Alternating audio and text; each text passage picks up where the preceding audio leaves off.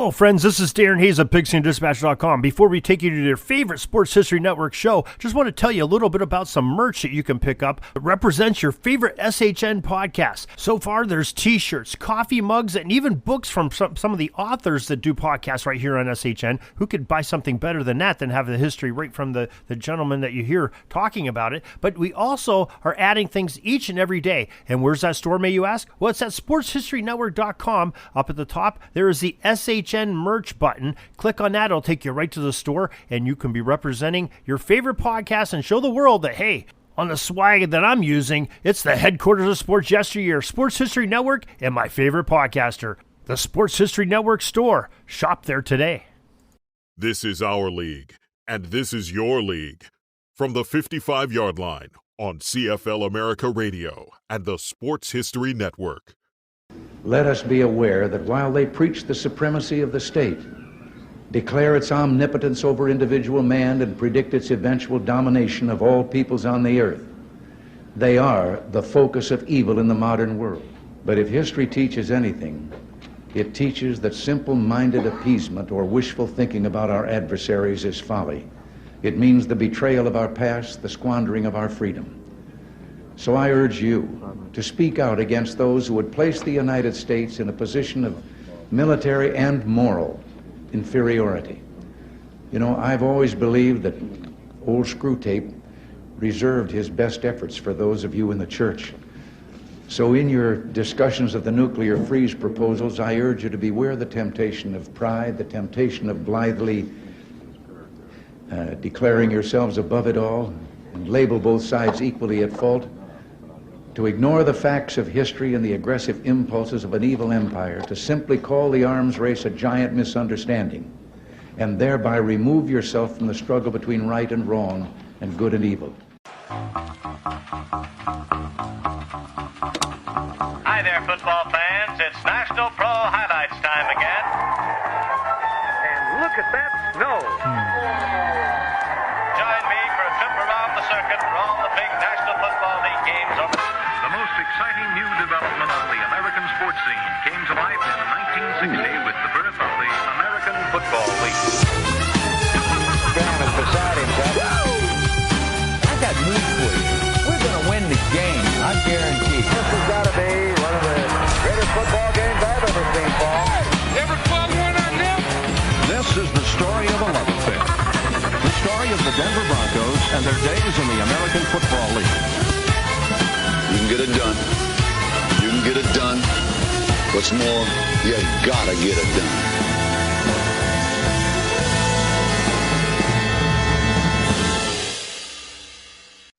Hey, everybody. Welcome to the 55-yard line. It is full color football here live from Japan.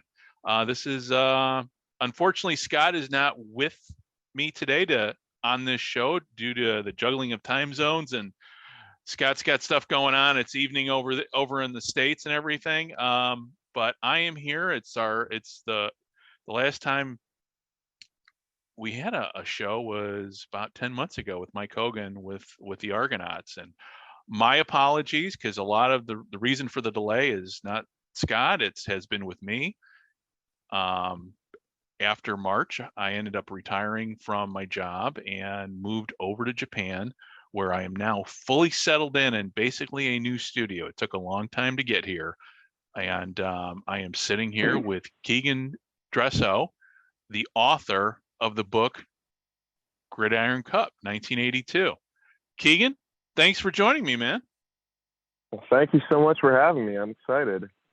And, I read your book last year when I was in DC on a little vacation.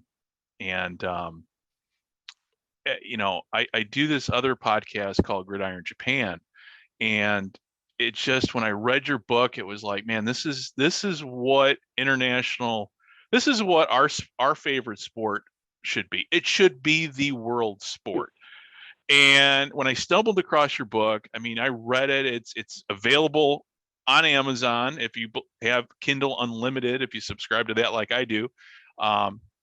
You can read. It's a great read. It's instant download. So let me ask you now. You are a former head coach over in Denmark, and first of all, tell me about your football career, and then we'll get into your writing career. Then we're going to get into the book, and how everything kind of came to be. Where obviously your experiences in Europe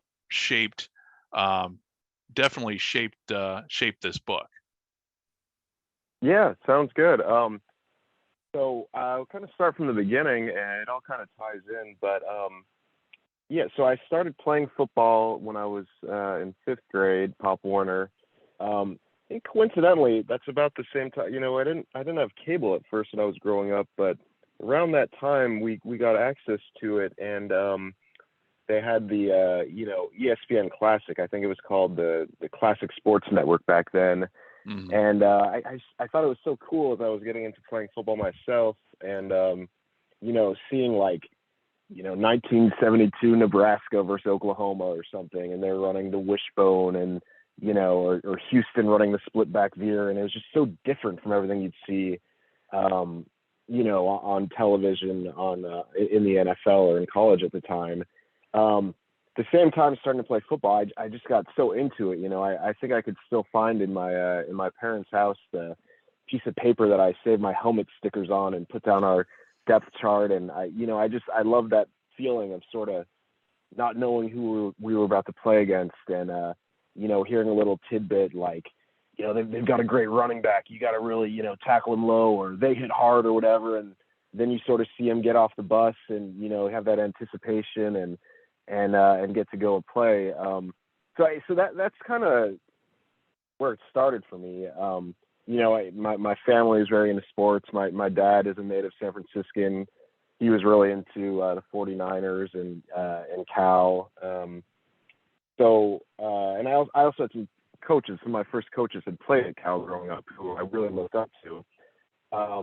So yeah, I had that background. So I played 4 years at Pop Warner, played 4 years of high school, and then I played 4 years at Pomona College, which is a Division III school in Southern California. And I would say the whole time, I liked playing, obviously. I played a bunch of different positions, not on the line, but most of the other skill positions really at one time or another. And then I always had an eye on coaching. I always loved the strategy and watching a great offensive play unfold. I don't know. I think I got the same feeling that some people do from looking at a painting or something. I can understand. Yeah, I'm the same way with football. You see that, that inside trap hit, the old Nebraska, they'd hand it off to the fullback and he just burst through the line. And I don't know, something about it always appealed to me. So I had the coaching in the back of my mind. I did I volunteered coming back during college to help out at the high school a few times. Right after I finished college, I substitute taught for a little bit and coached at the local high school for a season. After a year, I started law school. So that would have been 2007. And part of what plays into the whole story is you can think of the years between 2007 and 2010. Starting law school in 2007, things looked pretty bright. Finishing in 2010, not so bright. But anyways, in between there, I wanted to study abroad, take advantage of a semester abroad. There was a few programs, and I chose to study in Copenhagen. And that's where I started dating my girlfriend, who is now my wife, who is Danish. So anyways, I finished law school, not very good job prospects. And I think in that semester when I was studying over there, and I wasn't really even aware of the football teams over there at the time, but I think just something about being over there. And I also visited Russia at that time, Moscow and St. Petersburg. And when would the World Cup have been back then? But I think that's really when I got the idea of this would be so cool if this was an international thing, with real competitiveness. Yeah. Because, and I've got nothing against soccer. But even, you know, when you see the final of the World Cup, it's obviously great, highly skilled, super competitive, all of that. But, you know, the winner is like the most skilled team. It's not really that, you know, physical domination that you would get, that really you would only get from a few sports. So that's part of where it came from. I came back, I worked sort of odd legal jobs trying to get my legal career going.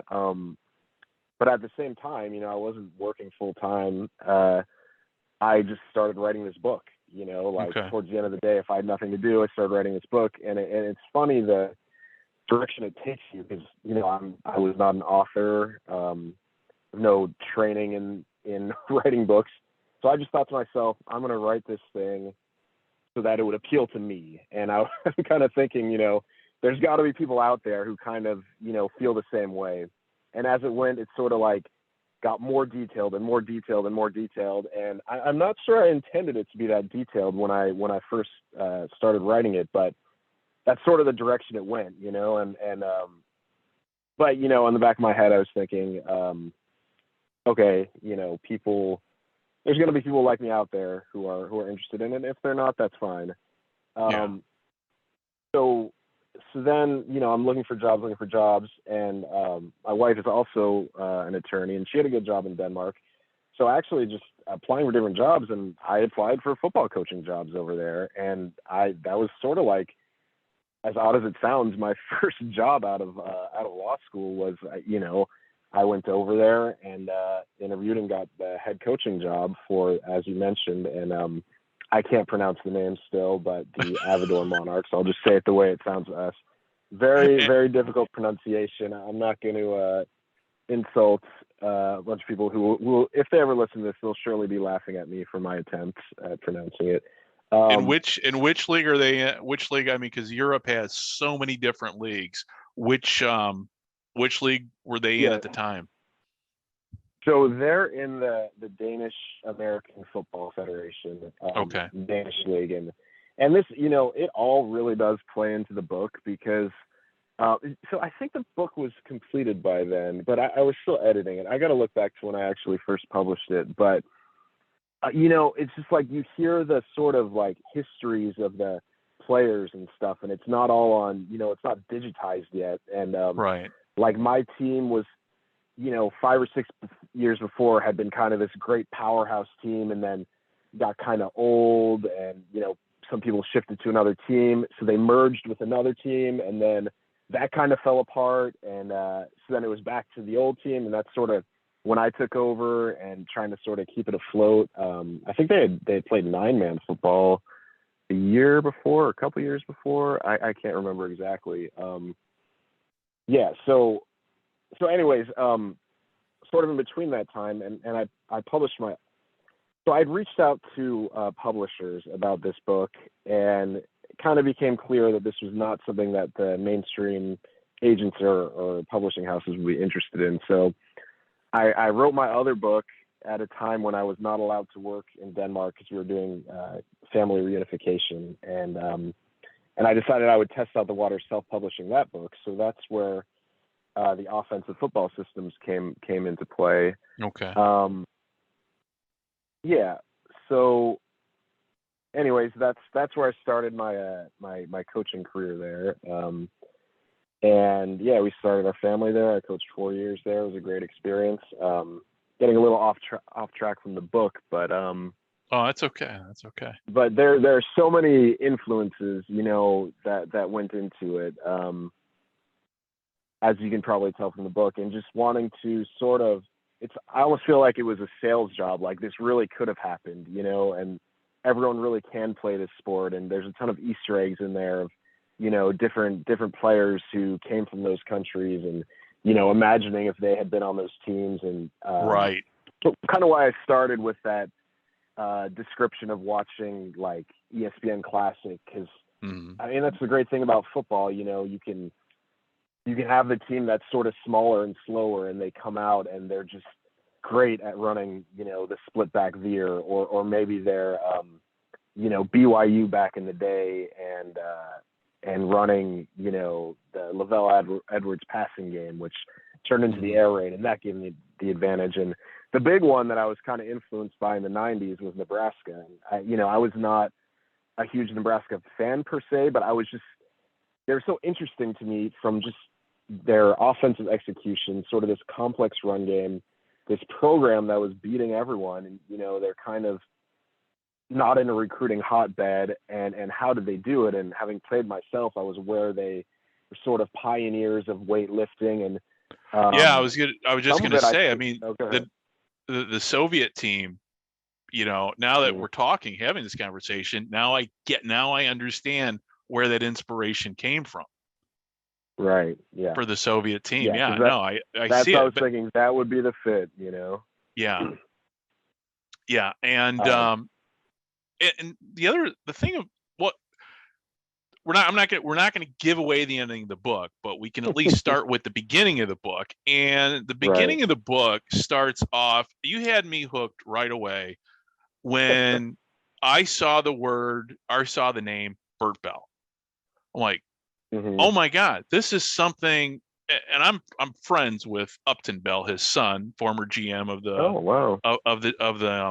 of the New England Patriots, former owner in the World Football League. And, one of the key members of the those 60s Colts. He worked in the front office, and Upton is a huge part. He's a living link to our football past. And so when I read this, I'm like, oh my God, once I saw this was the idea of Bert Bell in your story, I'm like, you had me hooked the entire story because of the innovations Bert Bell came up with. Basically, modern football that we have now is, if you ask me, and I think if you ask a lot of people on the Sports History Network, without Bert Bell, we wouldn't have football like we have it now. It would be different, might be better. It might be, but Bert Bell is the reason why pro football is a religion in America. From the draft, from TV, you name it, it all goes back to then. So when reading the story, so it starts, and if you don't mind me, kind of laying the groundwork. No, go ahead. It starts off, you start off right after World War II. And what I picked up on was your key, not just so much American football history, but history in general. What was going on in Europe during that time period? And, it's very plausible that in another universe, this could happen. At least from my perspective, it's all plausible. And then you add the whole Joseph Stalin part on it. I'm like, yeah, it just kind of flows from there. So how did when we were writing the book, how much time did you spend in the library looking at history books, not just so much of football, but of what was going on during those time periods? That's a good question. Yeah, there was quite a bit of research that went into it, definitely. And I did as much as I could try to do that research. And in some cases, for some of the teams, like the Canadian team, I think it's all real people, it's all real stories. But as much as possible, try to link stories to the historical figures and the way that I think they could have or would have behaved in those situations. Right. So, because I know, and so how much did I actually put in? Some of this stuff is just because I'd sort of been into it my whole life. I sort of had an idea of the way those early sports went around and barnstormed. I talk a lot about barnstorming, and some of that's influenced by the stories you hear about baseball, in the turn of the century, had all these barnstorming teams, popularizing the game. And then, the Stalin piece, I feel like that was, obviously it's an essential part of the story because it's this showdown between the two superpowers. And the reason that it influenced me, or that made me think it would be plausible, is that, this really did happen with the Olympic sports. With China and the Soviet Union and East Germany, it's very well known the way they did it. They had super regimented systems. They took talented kids basically and trained him in those systems, and for the Olympics. And I mean, I haven't looked at the medal counts recently, but the Soviet Union was dominant, really. And they have a vast geographic, territory. They were great in, track and field, great in, weightlifting, things that would be conducive to football. I think a lot of people are aware of the basketball history back and forth. Obviously, America, generally won, and there was some controversy in the Soviet Union one, but basically they could compete toe to toe, even though they were, lesser. Right. So I think just the fact that this sport is as we talked about earlier, the one where you can really establish physical dominance, Right. And that's the part where I thought, okay, think about if the Soviet Union with all, and also just the physical training, like I was touching on earlier, a lot of the plyometrics and different things that started coming into, real life American football in the 60s, 70s, 80s that Nebraska took advantage of and was sort of at the forefront of. Those things came from the Soviet Union, Mm-hmm. So I mean, they really were on the forefront, and so that's where it came from. They were a great athletic nation, and I feel like maybe there could have been an alternate universe where it happened. Well, I don't know if you've seen it, but when I was reading your book, I think at the same time I think on season 2 of For All Mankind on Apple Plus TV. Have you seen it? Okay, so I have not seen it. Okay, so here's the premise there, and so why your book reminds me so much of it. What if the Soviets would have landed on the moon first? Mm. And they do this. Your book does the same thing they do in that show, takes that and then kind of extrapolates out where how this could have gone. And so, when I'm reading your book, it's like, yeah, I could, I mean, the NFL, in your book, the NFL is still the NFL, but right. the Soviet Union, and your book is titled Gridiron Cup. Whoops, sorry, they had one of my speakers turned off there. But the title of your book is Gridiron Cup 1982, so it takes us up through, and the Cold War was at its hottest. Mm-hmm. That was at one of the hot points during the Cold War. In fact, before you and I talked, I was grabbing some clips for the intro for this show that I thought were very pertinent. It has to do with the Cold War. And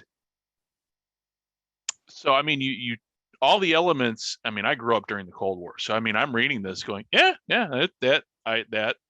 sounds about, I mean, the 70s, it was a constant battle of, the space race was over, but it was a constant battle. Then it turned into the athletic fields in terms of where the competition was.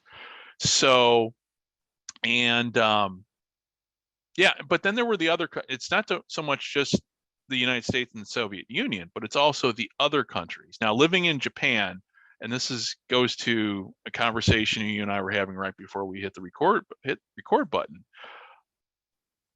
Your book kind of gives a template for how, in the world that we live in now, American football does have a World Cup, and I'm using air quotes on that, but it's a competition that's been on hold for a long time. It's usually dominated by the U.S.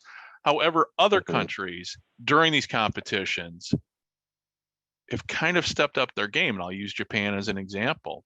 Even though the Japanese, the X League lost a couple, was it a week ago now? God, I'm losing track of time.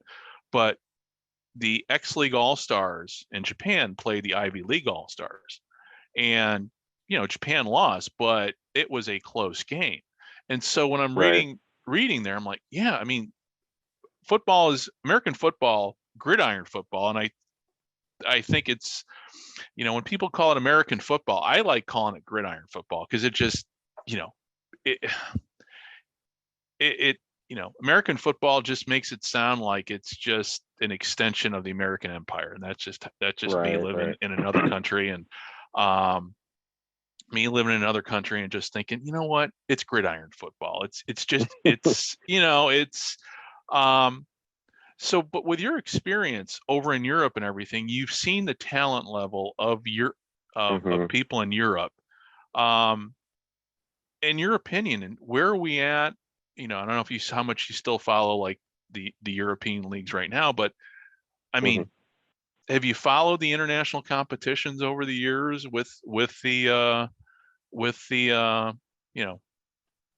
teams in Europe and with teams in Asia and that?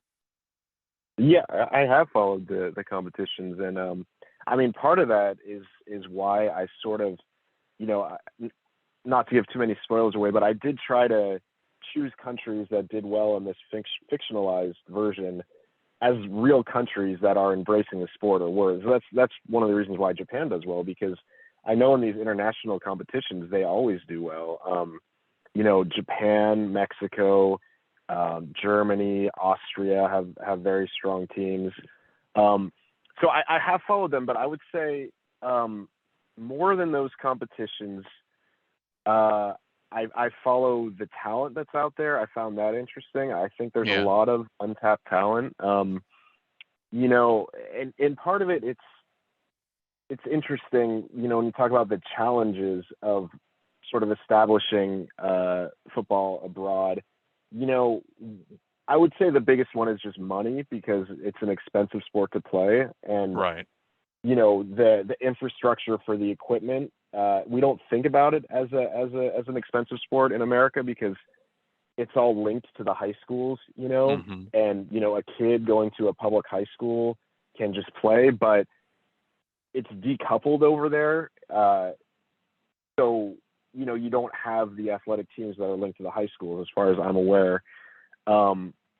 And so what happens is, getting around to the point why I think the talent portion is interesting, is you get guys that start playing, often very talented players, but they're 17 or 18 already.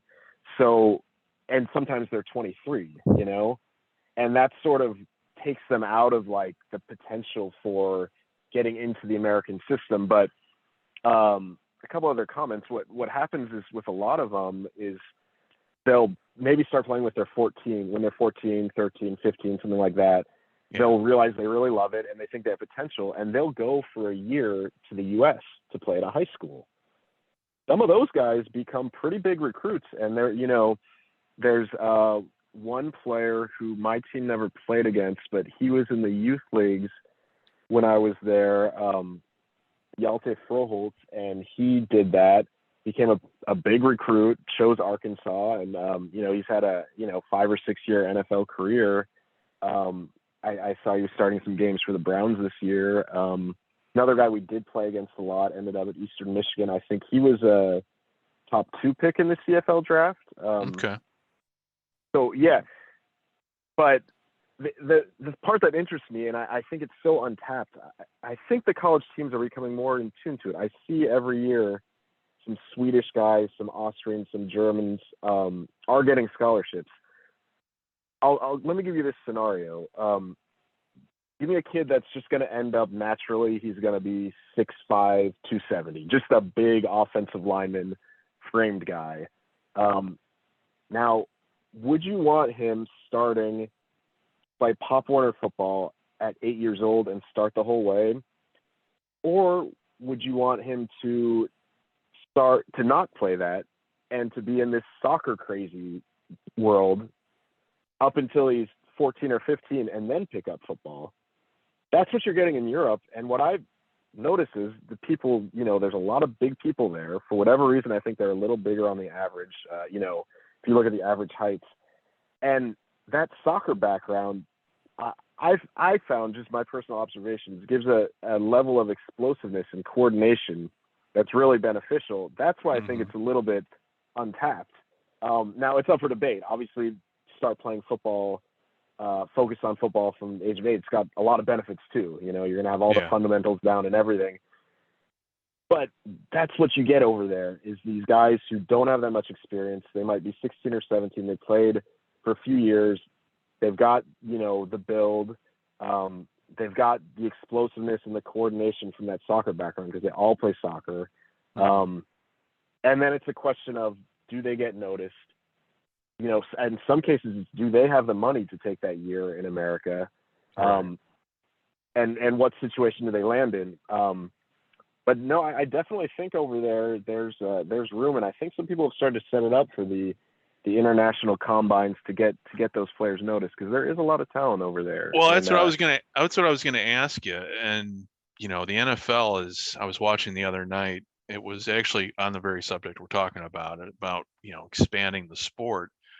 And do you think the NFL, I don't think it's a question of if, but when the NFL kind of goes all in on Europe this time around, because we know what happened with the last time around, which was from a business standpoint was a complete utter failure with first off with the World League of American Football, and then NFL Europe, and then when Goodell came into power, he pulled the plug. And that was one of the first things he did, was pull the plug, because it was such a money losing.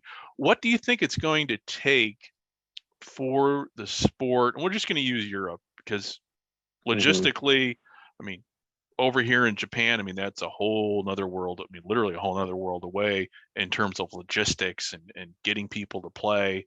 The NFL is not going to come over here other than for maybe an exhibition game. But over in Europe, they're talking about expanding the league, having a European division. What do you see, let's say 10 years, do you see the NFL realistically pulling it off? I think it's realistic. What my recommendation would be is to think outside of just placing in London, Paris, Barcelona.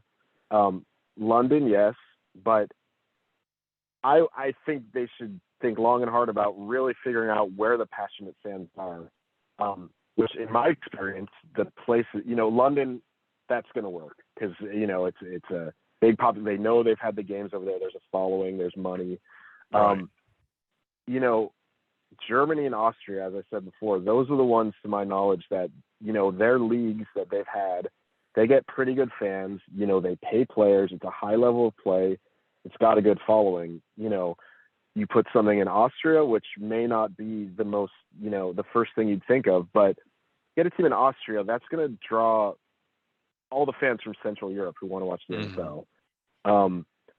And then Germany, Berlin is obvious, but you put something a little further north and maybe Hamburg, then that's sort of Scandinavia or Northern Europe. People will come to those games because it's not close to soccer. It's a fringe sport, but they do show the NFL on television. There are very dedicated fans that will follow it. But so I don't know. I haven't done the studies. There are, there's competitive leagues in Italy and Spain and France as well. So maybe that would make sense. But I feel like the goal should not just be like, let's find, France's version of Wembley Stadium and just put it in that big stadium, and maybe at first it works out well, but if the population is really not as into it, I'm not sure how long it lasts. But maybe I'm wrong. Maybe they just have the populations that are big enough and enough people are into it. But I would think, let's get one of these. They've got, of course, the great soccer stadiums over there. Get one of these ones that fits 35,000 people. Fill that up every time. Get a great atmosphere. And have you followed the 60,000 in Half-World? Yeah, go ahead. Yeah. Sorry. Have you followed the Elf at all? I have. Yeah. I haven't talked to anyone. I don't know anyone who's affiliated with it to know the impact. My impression is that, it caused quite a stir because it's actually teams breaking away from their, national division and stuff. But yeah, I know they've adopted some of the old NFL Europe teams, team names, and Jim Tomsula is the coach over there now. I know that. So.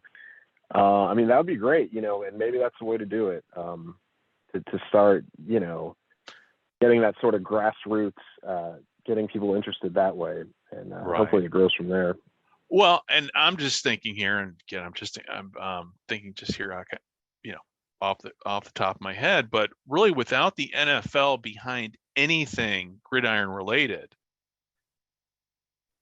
gridiron football, whether it be here in Japan, whether it be in Europe, is always going to kind of remain a fringe sport. You almost need it, much like how you started off your book, without the push by Burt Bell in your book. Mm-hmm.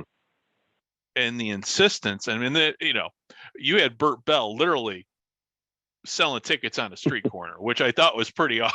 Like, yeah, but if you know the history of the history of the NFL, but anybody who doesn't, I mean, that's the type of guy. Burt Bell worked his butt off to make the sport what it is today. And I could definitely, and I think without the NFL spearheading, I think the sport that we love is always going to kind of remain a fringe sport. Now, it'd be nice if, the Chinese, other than, the latest news is there's a balloon flying over, Chinese right. spy balloon flying back home. But if if all of a sudden the Chinese wanted to be the dominant, wanted to be a football power, well, then the NFL would probably say, what, we need to put a football team over there. It's kind of like when the NFL, when the CFL decided they wanted to expand south, the next thing you know, the NFL's back in Baltimore. So, but without the NFL taking charge and spearheading that effort in Europe, they're talking about it, but I'm still trying to figure out the logistics and making it's hard to make one team work, but obviously the University of Hawaii is able to make things work for playing in the WAC, but that's one college team. How do you make a whole division? And it's just the logistics involved. And obviously, we don't have supersonic transports anymore. So what do you think? Where do you see gridiron football going, say, in the next 10 years? From what I've heard and talking to my friends in Denmark, so first of all, the NFL question, and then I'll say the sort of more grassroots European. It seems to me that it possibly would have to be a division of 4, and then, they're playing their away games on the East Coast of America, and that way they've got their league games, within Europe, and then obviously there's still be some travel to the U.S. But it would be interesting, and it would be challenging. What's a free agent going to be like, or is someone going to hold out if they have to play there? Right. A high draft pick. I mean, there's all kinds of issues like that. But it seems like to put one team there, maybe that's how they'll test it out. But then you have no central, center of operations for that team over there. It's got to be 8 or 9 away games making that trip every year, which is a little tough. Right. As far as, I said earlier about the money, that's the interesting part about it. And I tried to get some of this into the book as well, but, the way the soccer leagues are working over there, it's a much more, pure sink or swim capitalistic thing. The top things get to the top divisions, the top teams, and they make the most money, and they outbid everyone for the best players. And some of those teams that, don't have the money or have a bad year, they get relegated. Their finances don't work. They drop like a stone to the 5th division or something. Right. Now it's kind of cool, promotion and relegation, but even for the top European teams, I mean, it's not an easy structure, but it works because it's so popular. There's so much money going into it, know?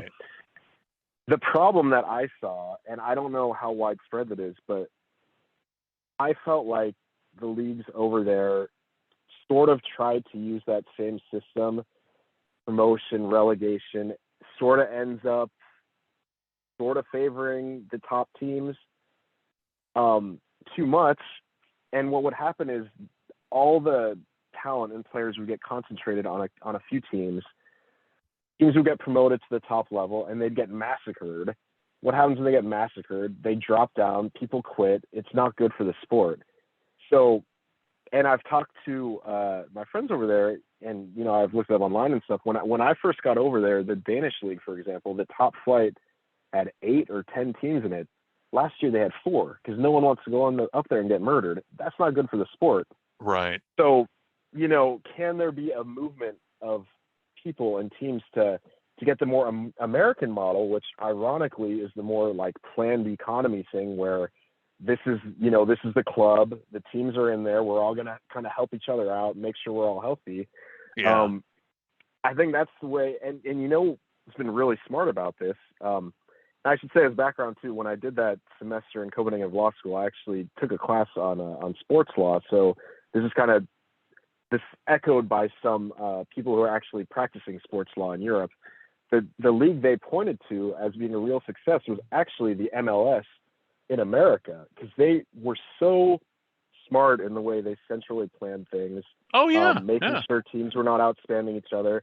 And look at them. I mean, this is basically a fringe sport in America. It's still obviously not one of the big sports, but as far as I know, it's pretty healthy. It's going on a long time now. The level of play is solid. I mean, it's obviously not the Premier League, but I feel like it needs to be a sea change like that. And then, but the more difficult thing is just the fact that, as I said earlier, we know football in America as anyone can play, Right. and really we know the NFL is made up of all different demographics, social backgrounds, whatever you want to say.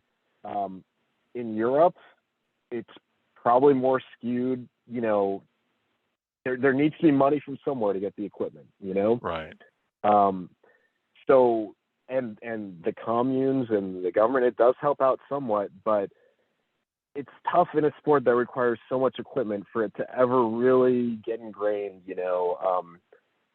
throughout the country without a little more of that support and structure to just get the equipment, basically.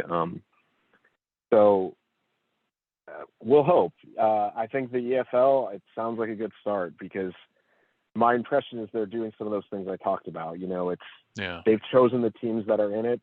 Those teams are in it. I know they're adding some teams, but promotion and relegation in a fringe sport may not be the best idea. It seems like that's not the route they're going. So, Right.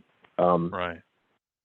Yeah, but as you can tell too, I know you touched on it a little bit, but I've been talking about the sort of comparisons to the economic structures and stuff, and that really was sort of a part of the point too, is to sort of talk about the different ways of developing talent. I know you mentioned it earlier, but the American structure and the way it's sort of it develops sort of organically, the players that work the hardest and the coaches that are the most creative sort of rise to the top and all that, to an extent anyways. Whereas, hypothetically, you could have this Soviet system that's more planned and sort of mirroring their political philosophy. And then, what would happen if that actually met? That's kind of part of the idea. Well, and it's when you, again, history is always our guide and everything, but if you look at how the Soviet Union and the universe that you created did it, it's it's almost that's kind of the goal. It's like make everything. It's kind of like here in Japan. I mean, Japan, obviously, American football in Japan is very much a fringe sport, and I know we talked about that right before we hit the record button. But there is I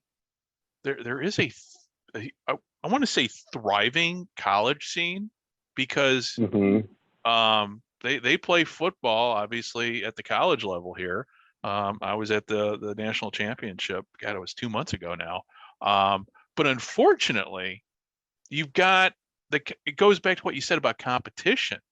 Kind of like, the same teams are always dominating. And here in Japan, not only at the college level, and, the KG fighters are national champions. I've lost count how many national champions, they are like the Alabama of Japan. But then at the X League level, which is not a professional league in the sense that we all are familiar with, whether, from the NFL and the CFL, it's a semi-pro league with your foreign players being brought in or being paid a salary, but vast majority of the guys on that roster are not. I mean, they work a day job. Right. And it's very much, it reminds me of the way football used to be, and long before you and I came along, back during, say, the 20s and the 30s. Nobody was getting rich playing football. No. But again, it goes back to competition. At the X League, it's every year. It's Panasonic or Fujitsu, maybe Obic thrown in, and then you got the rest of the league. And it's so, in order to really, like, going back to what you said, to really make gridiron football work, there's got to be parity. There's got to be, right. Everybody can't get, the top teams just can't keep blowing everybody out.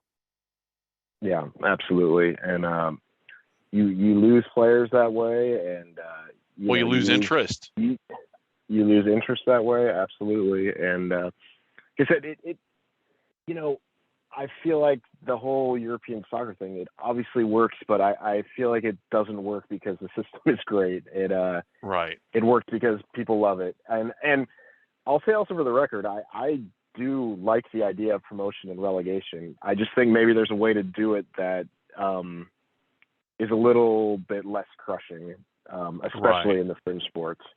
But yeah, no, I mean, I was I'm a big basketball fan too. I was a long-time Warriors fan, and I know right now this seems crazy, but for most of my childhood, that was a very depressing thing. So we would always remember hey, maybe they should have been relegated at some point, Well, being a Cub fan and growing up with the Cubs, I definitely understand.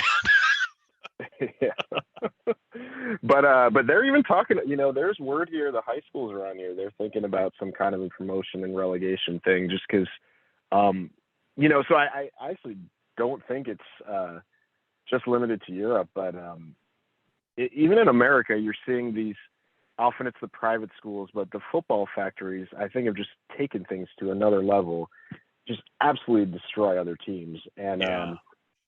And, and that's happening in a lot of areas where the population is not as big. And what you're getting at is these lesser schools that are either struggling to field a team and, and then you're going to lose players. Obviously, it's going to be a problem in the U.S., but, I am aware they're thinking about that. Like, hey, let's separate this a little more. Let's have these powerhouses play each other. Let's have the also-rans, play against each other, so they're not getting their heads kicked in every week. So. Well, yeah, I mean, interesting. you're out there in California. I'm from Illinois, and so you got the class system. So that's one way of addressing it all.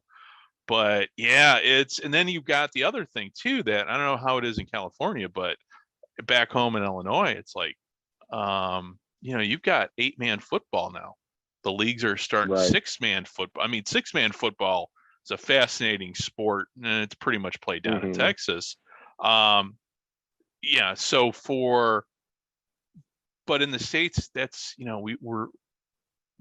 gridiron football is built in the DNA. So, the question is how do you plant that long-term seed over in Europe?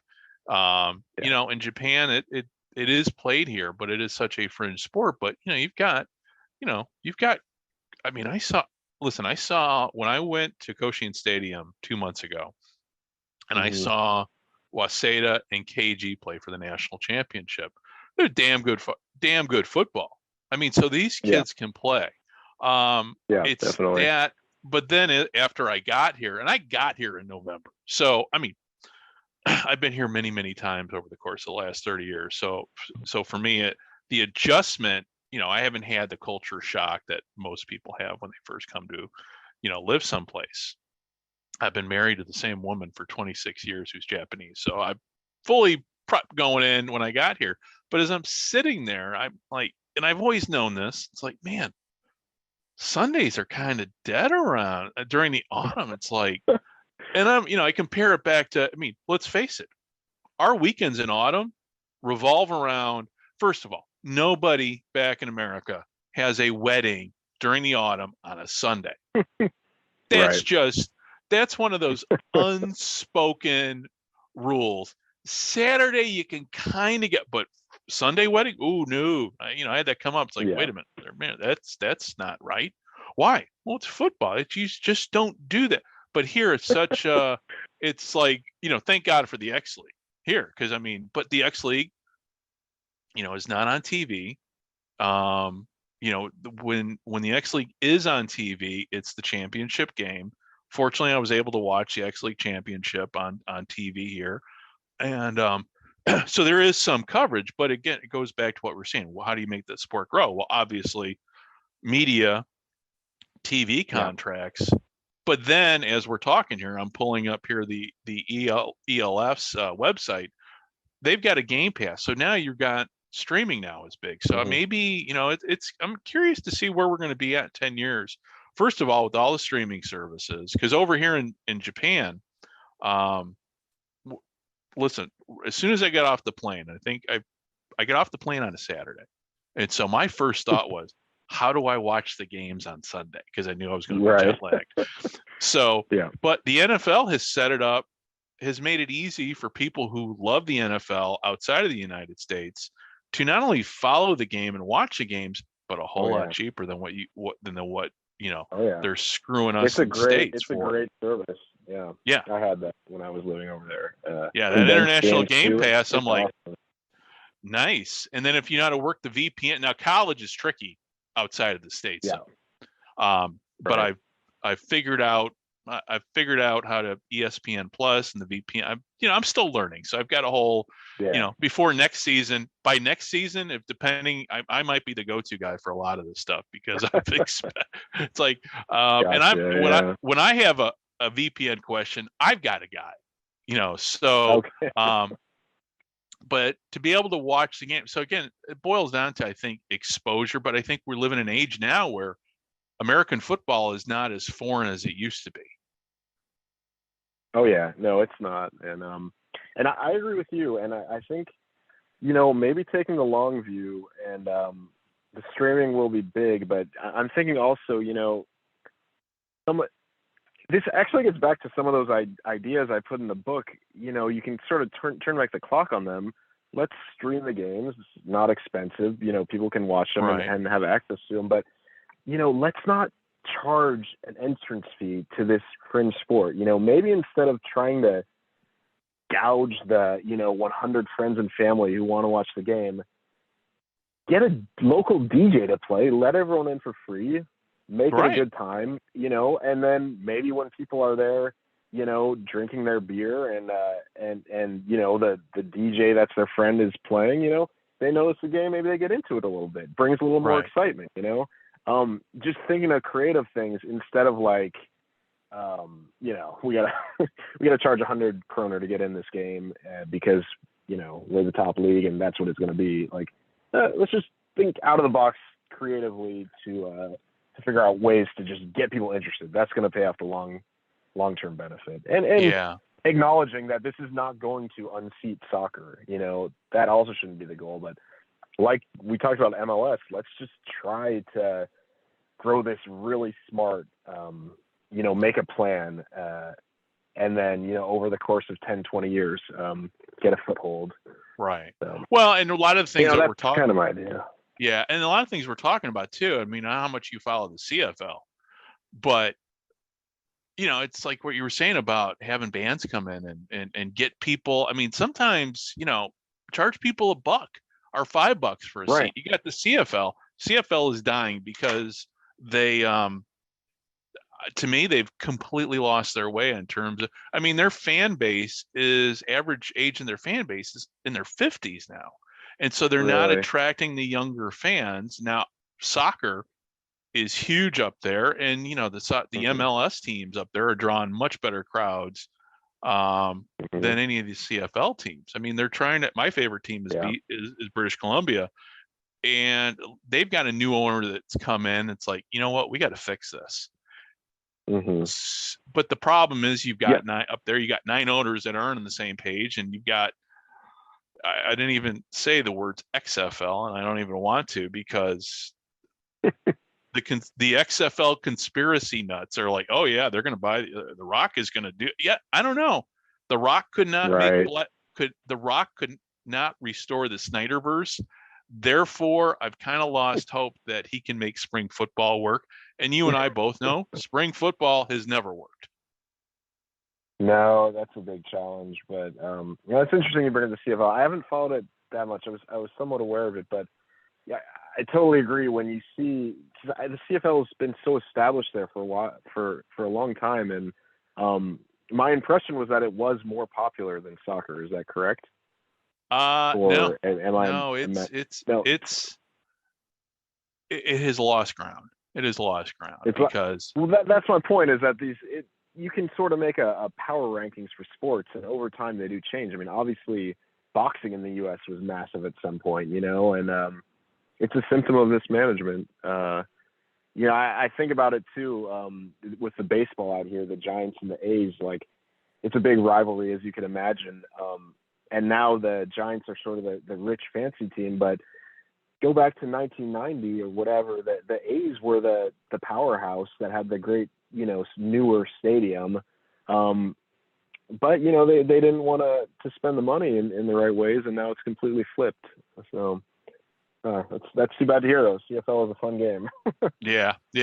So, well, listen, Keegan, on that note, got to wrap it up here. So before I let you go here, and obviously stay on the line after we hit the stop button, and we'll talk a little bit more before I let you go. Let everybody know where they can find you. I know you got a website. Also find your 2 books and how they can read them. Yeah, so the books are on Amazon. It's Gridiron Cup 1982 and Offensive Football Systems. My name is Keegan Dresso. And yeah, so I mean, that's the easiest way to get the books. I do have a website. I haven't updated it in a long time. That is totalamericanfootball.com. So yeah, totalamericanfootball.com, just spelled the way it sounds. So, I should increase my engagement here on Twitter and everything. Trying to think of different ways to get the links out. But yeah, if you search on Amazon, you should be able to get to those books. And if you want to buy them and leave a review, that would be huge. Obviously, kind of word of mouth is the only way these things are going to get out. Yeah, so as I said, I kind of built this for people like myself who are really into the history, and if you think that appeals to you, I think it'll be worth your time, and I would appreciate it. And I'm always open to chat about these things. Cool. And you're on the Sports History Network, so I mean, your book was, it's alternate history, but it's still history nonetheless, and it's a great what if. It just, I read it, started reading it, and I was just hooked. I had my Kindle, just knocked it out. I'm so happy to hear that. Yeah, knocked it out. I know. If I can get to one person that really loves it, I'm happy. Yeah, and it's more than football. It's history. It's Cold War. And like I said, man, you started off talking about Burt Bell, and it's a plausible alternate history. So much like as I said earlier, it's the sports equivalent of For All Mankind. So that's the highest compliment I can make, because that is my favorite show. And if you haven't seen it yet, you got to watch it. Then once you get through season 3, it's like, yeah, now I know what he's talking about. So do you have anything in the works coming up, or is it, I know you've got a life outside of football and everything. So I imagine you're pretty busy raising, doing what you got to do to. I've not been writing that much lately. Yeah, it's been busy with work and everything. I would love to get back into it though. So, if some of these things gain some traction, maybe I will be able to get back into it. I'm always kind of thinking about, obviously went back and read it a little bit again before this interview. And, there's some things I could have changed or maybe would have changed, but I'm proud of it. And it's interesting too. You mentioned the political stuff, and now, not to get into a whole nother conversation, we're about to sign off, but I feel like some of the Cold War stuff and the ending of it and I think it plays into some of the things that we're seeing right now, which is a whole nother, negative thought, but it's interesting having written it 10 years ago. And I think there's an undercurrent of there's an uncertainty awaiting a lot of people, in this sort of conflict. And obviously none of it is written there, but we've seen a lot of that play out in negative fashion recently. Yeah. Well, I mean, you do set yourself up for a good sequel. So, I mean, you set yourself up for a good sequel, and obviously, with what's going, I mean, I got the Rocky IV character in there on the Soviet Union. There's all kinds of the references in there, so it's built for it. Yeah. All right, my friend. Well, listen, hey, everybody, thank you very much for sitting down with me today. And for everybody out there listening, thank you very much for tuning in. I know it's been a long 10 months, but like I said, and the reason for the delay has been me, not Scott.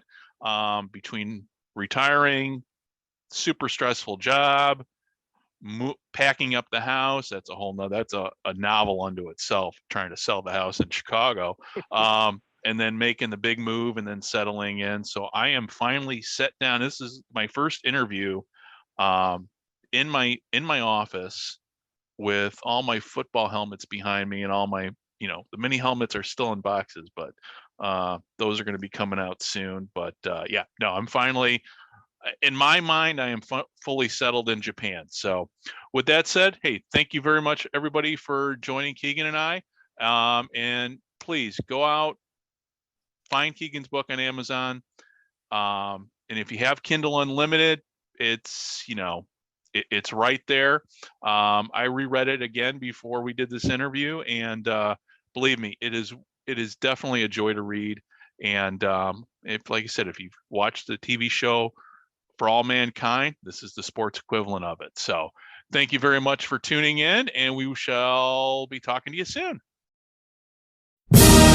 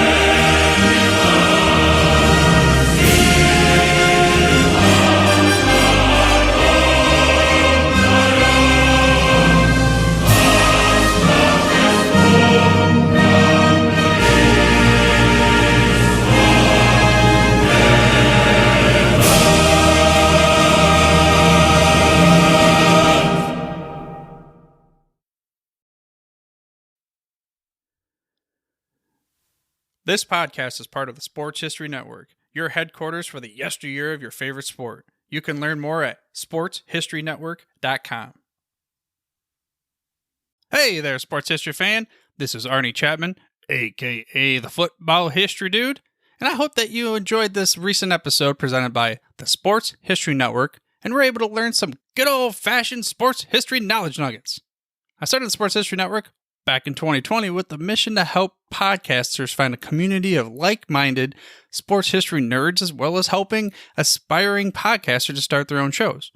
We have a little bit over 30 shows on the network right now covering all sorts of sports history, but as far as I'm concerned, we're just at the toothpick in the ocean moment, that can't even figure it out because there's so much more coming. We wanted to create the ultimate headquarters for sports yesteryear, starting with Podcast Network and our website, but we're going to continue to move into other mediums as well. And here's the cool part, because we want you to be part of our team. So if you're interested in starting your own podcast, or maybe being a guest on one of our shows, or who knows, maybe even writing an article for us over on the website, seriously, all you got to do is reach out to us on the contact page over at sportshistorynetwork.com. You can be as technologically savvy as a Neanderthal tapping on a stone trying to figure out this whole hieroglyphics thing back in the day. Again, it doesn't matter, because even if you don't understand the whole podcast space, we have a production team that can pretty much help you out with doing everything. All you got to do, head over to sportshistorynetwork.com, head to the contact page, fill it out. That message goes right to me, and I'll reach out to you as soon as I can. But for now, dude, I'm through if you're through.